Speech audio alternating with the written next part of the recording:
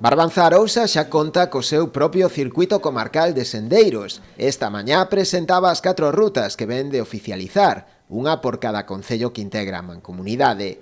A través delas, a entidade busca reforzar a oferta dispoñible para a realización de actividades en contacto coa natureza, tan demandadas na actualidade. Este proxecto responde a unha necesidade que xa tiñamos debido á alta demanda que hai de actividades na natureza por parte dos visitantes do territorio.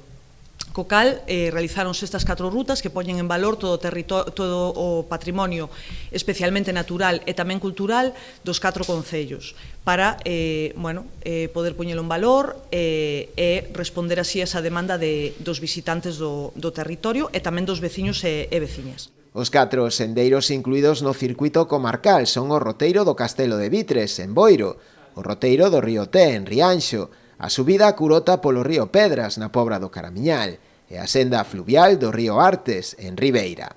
A súa lonxitude varía entre os 6 e os 8 kilómetros.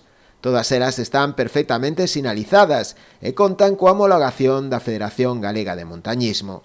O seu perfil é medio baixo, polo que son aptas para todos os públicos. Son todas de dificultade baixa ou media baixa, que son un poquinho máis duras son a subida polo río Pedras e a subida ao Castelo de Vitres, pero depois as outras son moi faciliñas e para o público familiar son perfectas. Dende Barbanza Arousa destacaron a importancia deste tipo de iniciativas, que o que buscan non é máis que poñer en valor este territorio como un destino para o turismo familiar. Estes sendeiros poñen en valor a Serra do Barbanza, pero tamén, sin deixar de lado, a nosa ría de Arousa, que son 2 bastións diferenciadores do noso derroteiro. Non, como dicía Xoan fai un momento, son roteiros dunha dificultade baixa, que ainda, hai algunha que sí que ten un poqueno de dificultade, e o que queremos con isto é chegar a todos os públicos, non? Que non sean unhas rutas moi complicadas.